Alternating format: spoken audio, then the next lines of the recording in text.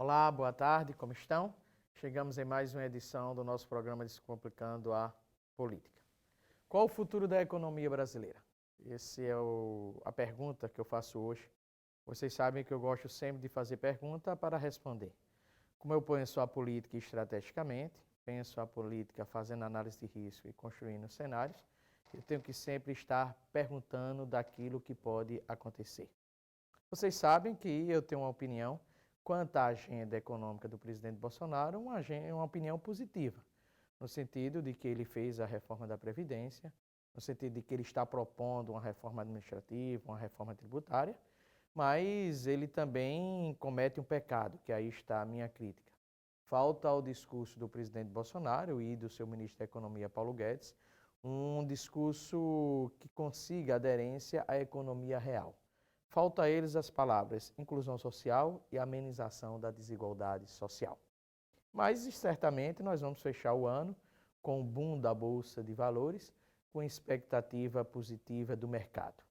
Mas o que será 2020 para a classe média, para os ricos e para os pobres?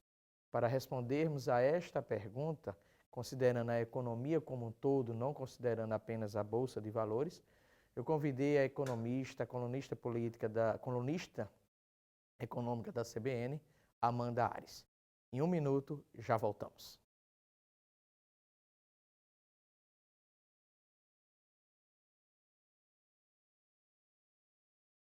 Carreira política vitoriosa passa pela Cenário Inteligência. Dentre nossos produtos, você pode obter pesquisas qualitativas e quantitativas, marketing institucional e eleitoral, além de previsões e estratégias para serem aplicadas na eleição. Entre em contato com a gente.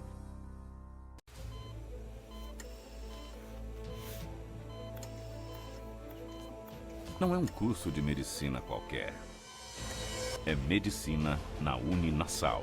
Professores atuantes nos melhores hospitais. Estrutura completa e a mais alta tecnologia para a sua formação de qualidade. Esse é o meu time. Medicina é na Uninasal. Uninasal. Formando vencedores.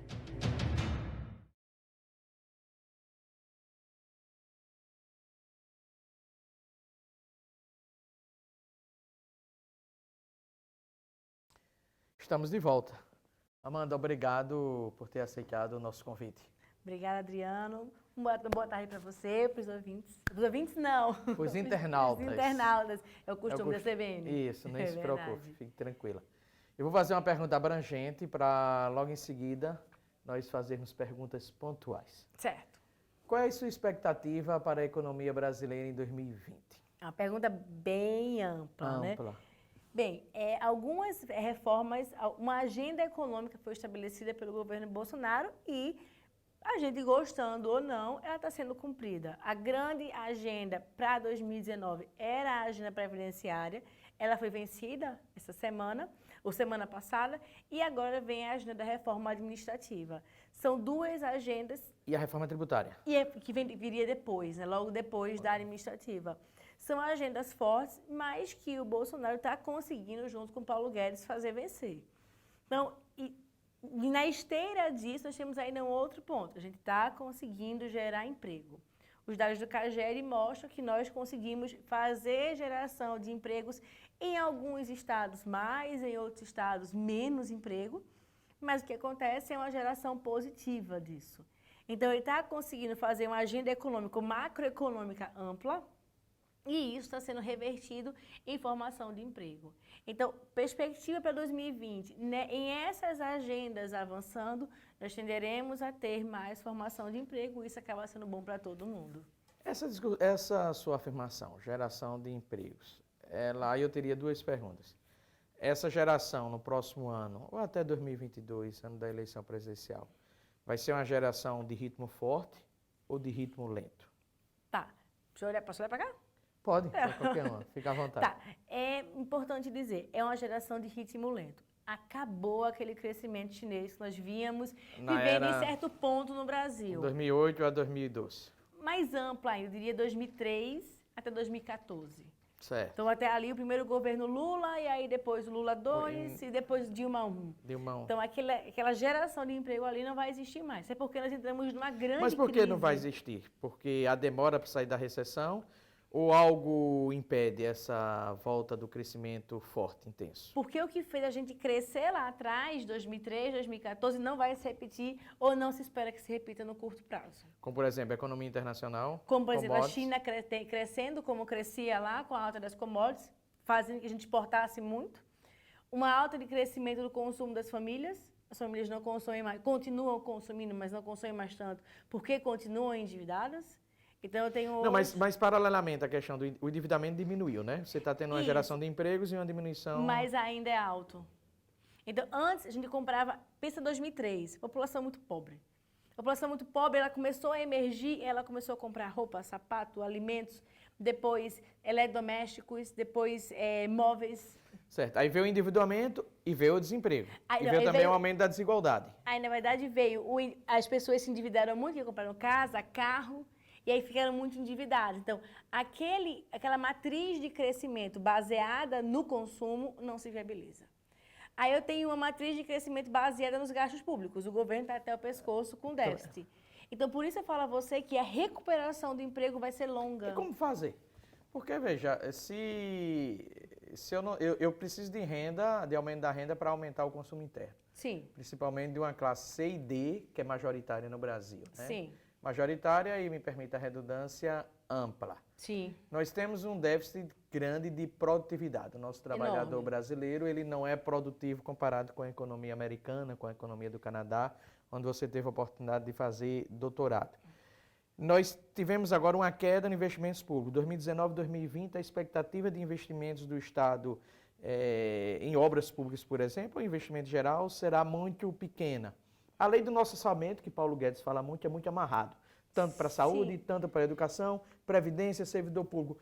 E o que fazer para criar novamente esse mercado interno e, consequentemente, gerar mais empregos? Eu tive a oportunidade de conversar com o Mansueto Almeida, que é uma das pessoas que mais entende fantástica, de de orçamento. orçamento público no Brasil. E aí eu disse a ele, não, a gente precisa crescer. Eu disse, mas como? Me conta como? Isso. Aí ele disse, a gente precisa voltar a ter investimento privado. Durante muito tempo, a gente demonizou o empresário. O empresário que cria, o empresário é um triste, é um miserável, enfim. Só que hoje, eu preciso que as empresas invistam para que a gente possa ter uma agenda de crescimento econômico mais robusta e de longo prazo, que não dependa mais das famílias que estão endividadas, do governo que nem se fala, e da agenda internacional, com China e Estados Unidos se batendo. Mas aí, veja, eu concordo com o seguinte, a gente não pode ter uma dependência forte da economia internacional. Mas nós precisamos ter essa dependência porque nós temos um agronegócio forte, Certo. por exemplo. Então, nós temos um setor automobilístico forte, então é importante. Certo. Veio a reforma da Previdência. Essa reforma da Previdência, ela sugere para o setor produtivo internacional e local que nós temos uma agenda de controle de gasto que o Brasil não vai quebrar. Mas olhamos para um lado e olhamos para o outro. Ao olharmos para um lado e olharmos para o outro, nós temos o problema da produtividade do trabalhador e da educação do trabalhador. Certo. Será que trazer investimentos privados não é apenas um discurso fácil, sem verificarmos o macro, por exemplo, incluir a inclusão, incluir uma agenda de educação para o país? Tá. A primeira coisa que precisa fazer, precisa incluir essa agenda, eu concordo com você, engenheiro número e grau. Precisa ter uma agenda que trabalhe produtividade, a produtividade brasileira é muito fraca. Mas antes de pensar em produtividade, eu preciso pensar em geração de emprego. Mesmo que qualquer emprego, mesmo que emprego intensivíssimo em mão de obra, em capital, em trabalho. Eu preciso primeiro pensar em geração de emprego. E quando a gente fala em investimento, não é só investir em máquinas e equipamentos. É investir também em treinamento, é investir em capacitação. É o empresário dizer, o Brasil tem um cenário que agora é adequado para que eu possa botar a mão no bolso e pensar, no futuro a gente vai crescer. Qual é por isso a agenda econômica do Bolsonaro é tão focada em reforma da Previdência. Isso, não porque é aí só- resolveu o controle dos gastos, da não- dívida pública. Resolveu não. Tenta amenizar o problema. E não é só isso, é porque ele sinaliza para o mercado dizendo, eu estou fazendo a minha agenda econômica, eu estou reduzindo os gastos, eu não vou aumentar impostos. Fique tranquilo, faz a tua parte, que eu Que é faço a a reforma minha. tributária. Também bom. Exato. Então, a minha pergunta é o seguinte. Reforma da Previdência, importante, necessária. Sim. Parabéns. Reforma administrativa, importante e necessária. Sim. Parabéns. reforma tributária, criando uma lógica coerente de cobrança de impostos sem aumento do imposto, é necessária, parabéns. Esses 3 vetores são suficientes para o empresariado investir e gerar emprego? Você vê pelo volume de investimentos na Bolsa. A Bolsa é o grande termômetro, né? Mas essa bolsa, essa alta da bolsa de 108 mil, mais queda do dólar, isso representa uma economia para a classe A e B ou representa também a dinâmica econômica das pessoas das classes C e D? Tá. Uma pessoa que está desempregada há 2 anos, 3 anos, o que importa para ela é o aumento da bolsa? O que importa para ela é que se a Bolsa está aumentando é porque existe uma perspectiva de crescimento econômico no Brasil. Se existe essa perspectiva, vai ter formação de emprego para ela. Então, por mais que... Por exemplo, eu me perguntava muito quando eu comecei a estudar economia. A Bolsa hoje tem 1.400.000 CPFs ativos. Nós somos 210 milhões. Por que a Bolsa é importante? Porque a Bolsa dá o termômetro do ânimo do investidor em achar que aquela economia cresce. Qual a sua opinião, que você acompanha bem, diante dessa possibilidade da política interferir na agenda econômica do Brasil? Sempre. Aí eu vou voltar ao seguinte. Concordo com a agenda econômica do presidente. Eu tenho a seguinte tese, Amanda, que o presidente ele pode, em razão da política, entregar um país ajeitado, consertado economicamente a um futuro governo de esquerda em 2022. Sim. Por quê? Nós precisamos nós temos uma agenda positiva. Reforma da Previdência, uma agenda positiva. Vai ser encaminhada até o final de novembro uma reforma administrativa, outra agenda positiva.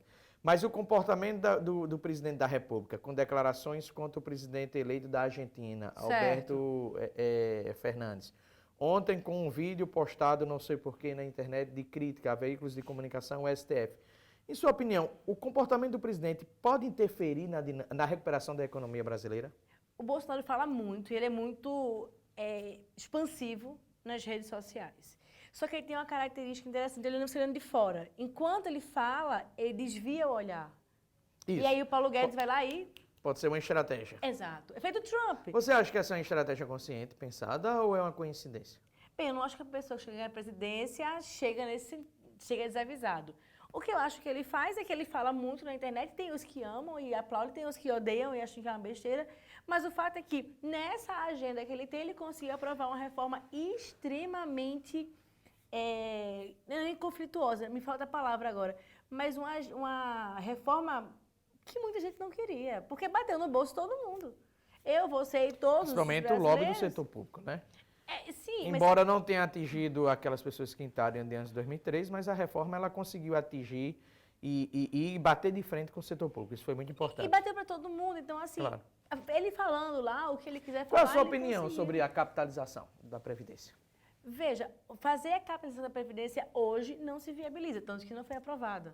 Teríamos que ter um modelo transitório para a capitalização ser Mas viabilizada. numa sociedade de ausência de pleno emprego, como é a sociedade brasileira, como é a estrutura do mercado de trabalho brasileiro, você considera que a capitalização, ela seria benéfica para os pobres? Eu acho que assim, não é que eu acho que seja benéfica para o pobre, porque a capacidade de poupança brasileira é muito pequena.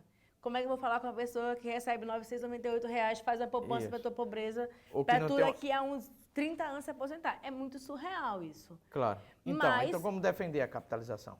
Eu acho que mais do que defender a capitalização... Mas a capitalização não já existe quando você tem o teto da Previdência Pública, da Previdência para os trabalhadores da área privada e tem agora o FUNPRESP para os servidores da área pública. Aqui do setor governo do Estado. Sim, não, o FUNPRESP do setor público, né? Certo, Quem entrou depois de 2013, ele está gerido pelo teto do INSS. Mas a mesma coisa vale para diversos países no mundo. Por exemplo, eu morei 2 vezes fora, uma vez na Suíça.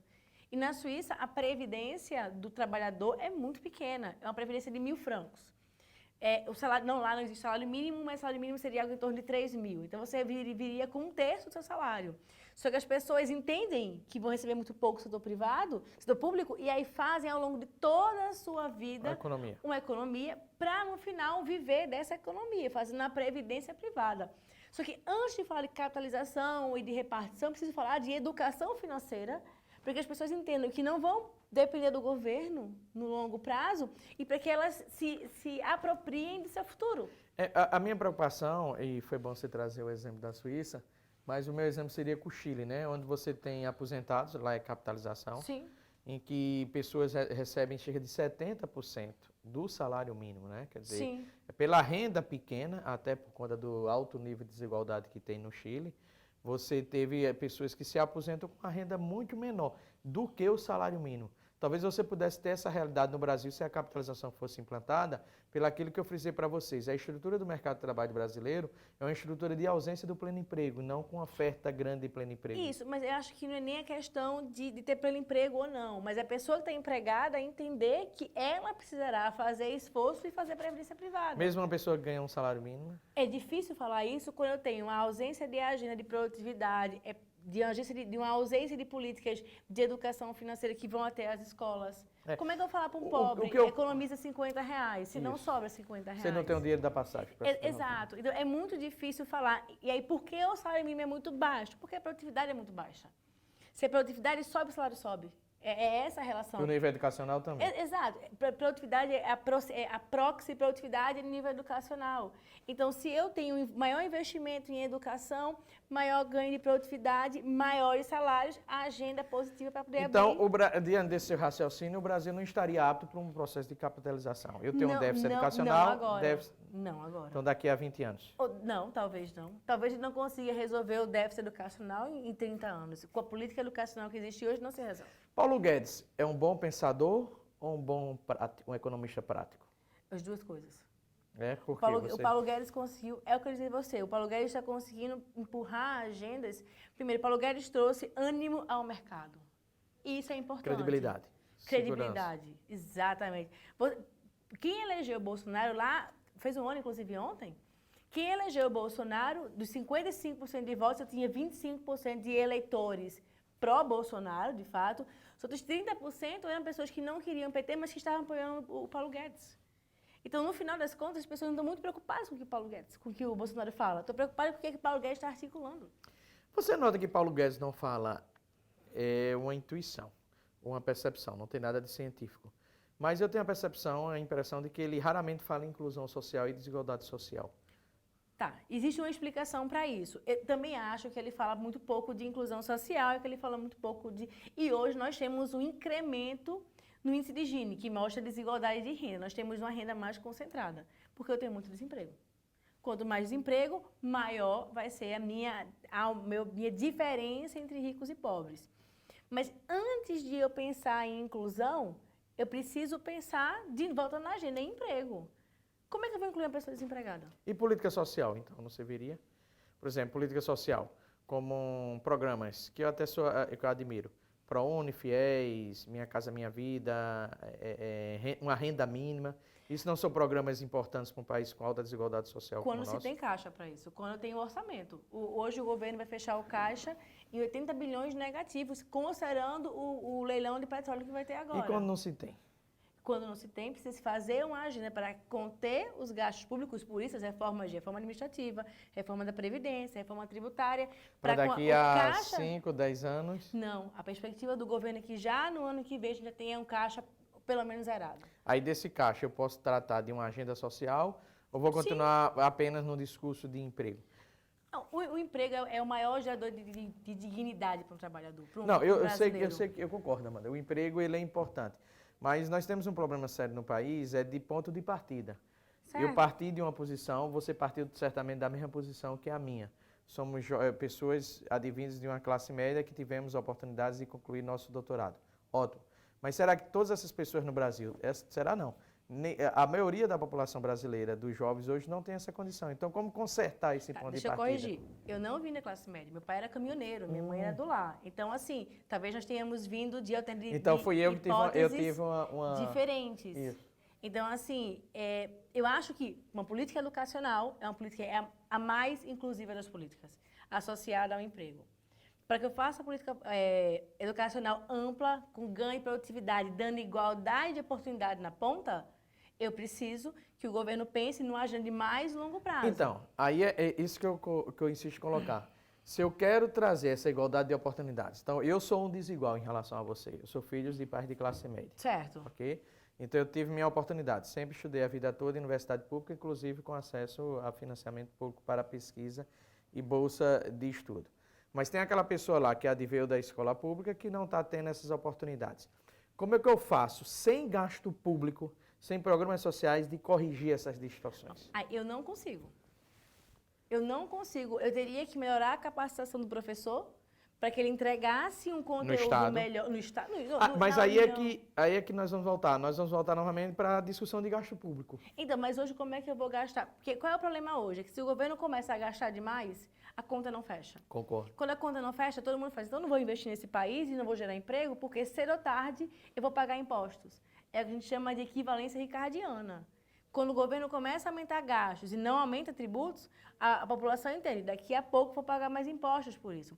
Por que a reforma da Previdência é tão importante? Porque ela sinalizou para a população, principalmente para o empresariado, que eu estou reduzindo os meus gastos, não vou aumentar os impostos, pode investir. E aquela discussão de um grupo de economistas que tem, aí você tem dois grupos, né? Você tem o Marcos Mendes, o Samuel Pessoa, que são contrários a qualquer tipo de aumento de gasto público neste instante, porque você tem, e o próprio Mansueto. Nós temos que ter um equilíbrio e colocar o gráfico em ponto de equilíbrio em termos de gastos públicos. Sim. Mas há uma outra escola, de Lauro de Carvalho, de Nelson Barbosa, que defende que nesse instante era importante nós pensarmos em gastos públicos, porque esses gastos públicos teriam como objetivo gerar emprego, principalmente em infraestrutura, e também uma grande política na área educacional. Como é que você vê esses dois embates dessas duas? Você ficaria para qual lado? Com o lado do Marcos Mendes ou da Laura Carvalho? Eu entendo que o gasto público ele é muito importante para ser promotor de crescimento. Nós fizemos isso muito forte no governo Lula. Todo o governo Lula foi focado em ampliação de gasto público. 2003, 2004, 2005... Tinha receita, né? Pois é, mas existia uma... E ele pegou porque não fez as reformas. Mas em termos de crescimento baseado em gasto, nós tínhamos um superávit primário que fazia com que eu crescesse os gastos sistematicamente, mas não quebrasse o Estado. Então, hoje, você pergunta para mim, Amanda, dá para fazer gasto público hoje? Eu diria a você, nessa agenda que eu tenho de déficit fiscal, se o governo começar a gastar demais, e, de novo, a gente vê uma ascensão do déficit, isso vira um aumento da taxa de juros, isso vira um aumento do financiamento para a pessoa física, inclusive. Inflação, isso vai virar, no final dos casos, inflação. Argentina. No frigir dos ovos, uma situação em que, se eu começar a aumentar os gastos, pense que você ganha 5 mil reais e você vai começar a gastar 7. Cedo ou tarde, você consegue. Agora, é o Edmar Baixa ou quem que escreveu, concluiu o livro agora e tem vários artigos no Valor Econômico que promoveu um debate que nós não devemos ser tão radicais no gasto público, no âmbito da União, no controle do gasto público, porque nós podemos emitir moeda. E se nós podemos emitir moeda, aumentar o gasto, nós podemos gerar empregos e receita. E inflação. E aí a inflação, ela é um imposto inflacionário. Ela corrói e prejudica principalmente o mais pobre, sendo uma grande causa de concentração. E essa escola do Edmar, da Laura de Carvalho, do Edmar Baixa, como é que fica essa escola do Nelson Barbosa, que diz que não, é necessário um pouquinho de gasto público? Porque se pensa no curto prazo. Enquanto foi o economista keynesiano focado no curto prazo, essa solução é a solução correta. É eu pensar que se eu for emitir gastos e der tudo errado, eu emito moeda e pronto, finalmente se resolve. Mas a vida é longo prazo. E em sendo longo prazo, o mundo não se acaba depois Você, de um ano. como ministro da Fazenda, se tivesse manifestações essas como o Chile, tivemos lá, o presidente chileno, Sebastião Pinera, decidiu por aumentar os investimentos sociais e declarou que as reformas liberais que o Chile precisava, que não contasse mais com ele. A decisão do Pinera foi uma decisão acertada? É uma linha ideológica, não existe certo e errado, existe uma ideologia que eu sigo. Então, se cada um... No caso, ele recuou, né? Porque ele é um liberal. Sim, e aí é uma perspectiva de linha ideológica, não existe certo e errado. Se você sentar aqui com 3 economistas e mais daquilo 2... que você acredita. O que é que você fazia? A última pergunta.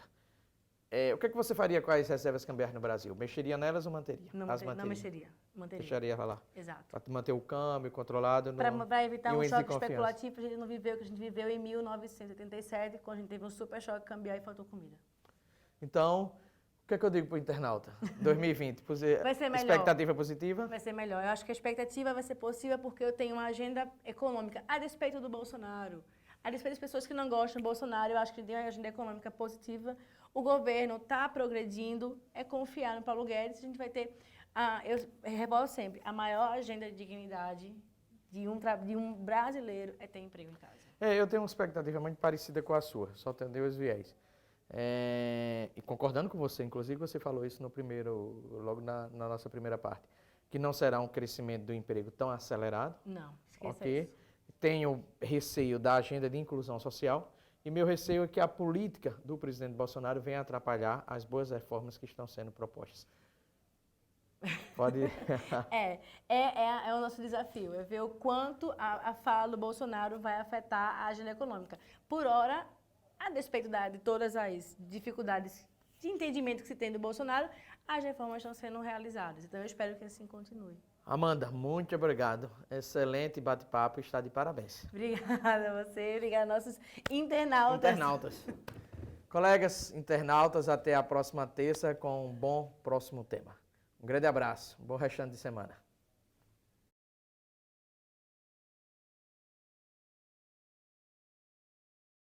Uma carreira política vitoriosa passa pela Cinário Inteligência.